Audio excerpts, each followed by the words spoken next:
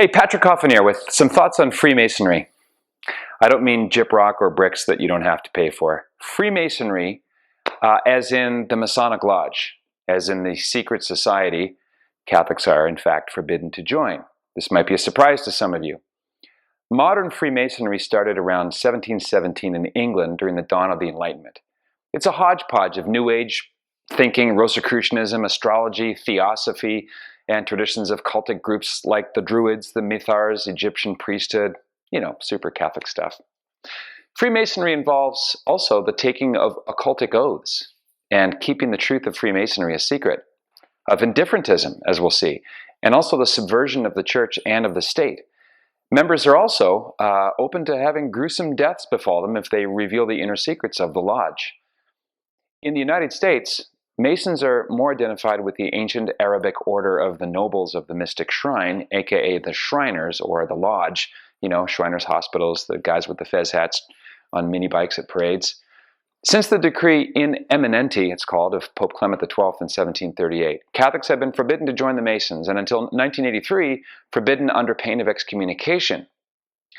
The Church has explicitly condemned Freemasonry and all other similar secret societies at least 53 times since 1738, and has specifically repeated the condemnation of Freemasonry 21 times. That's a strong message.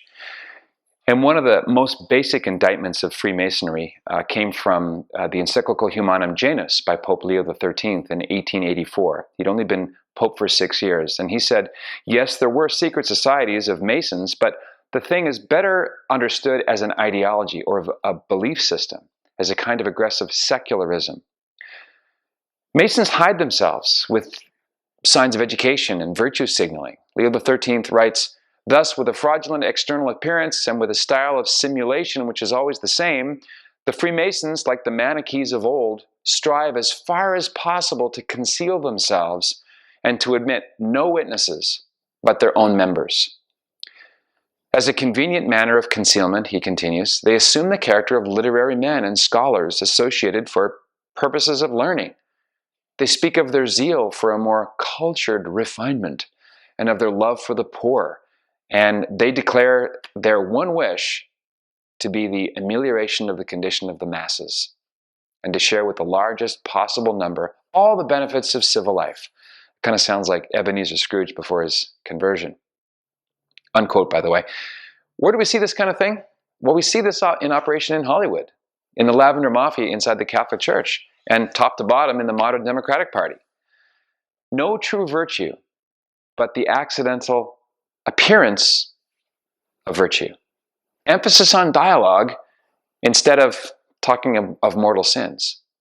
No concrete rules for holiness, no encouraging of spiritual practices like fasting or the rosary. This all reminds us of Judas as well, who lacked true love for Christ and tried to sell the expensive spikenard that was meant for our Lord so that he could what? Give it to the poor. Judas loved the poor. Freemasonry also teaches relativism and religious indifferentism. Now, back to Humanum Janus. Quote, first, in this way, they deceive the simple-minded and the heedless and can induce a far greater number to become members. Again, I'm continuing. As all who offer themselves are received, whatever may be their form of religion, they thereby teach the great error of this age, that a regard for religion should be held as an indifferent matter, and that all religions are alike. Ever hear that? This manner of reasoning is calculated to bring about the ruin of all forms of religion, the Pope says, and especially of the Catholic religion, which, as it is the only true one, cannot without great injustice be regarded as merely equal to other religions, unquote. This does sound familiar, doesn't it?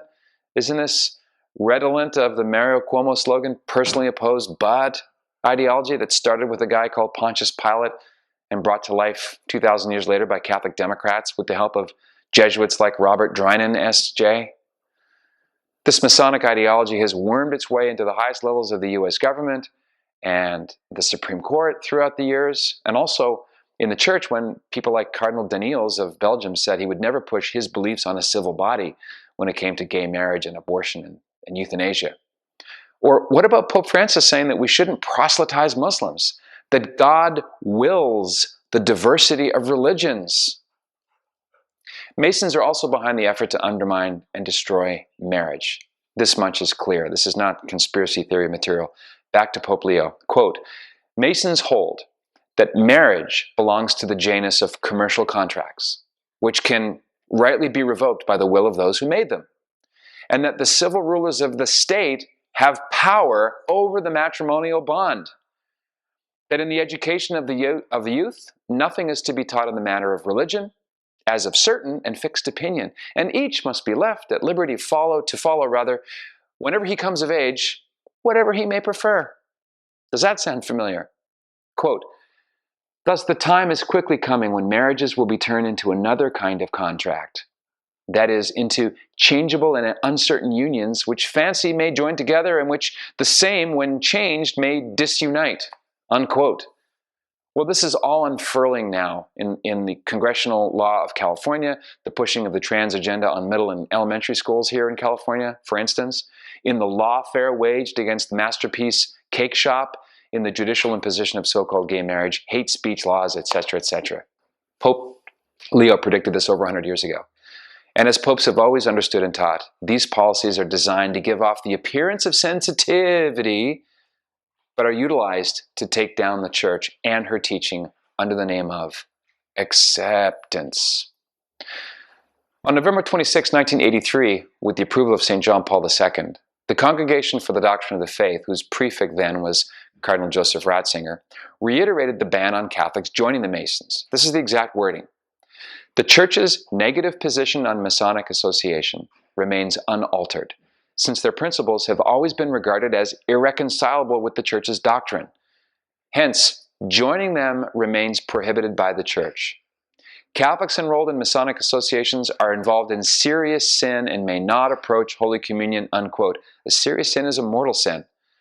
As the Catholic Church knows well, there's nothing new under the sun.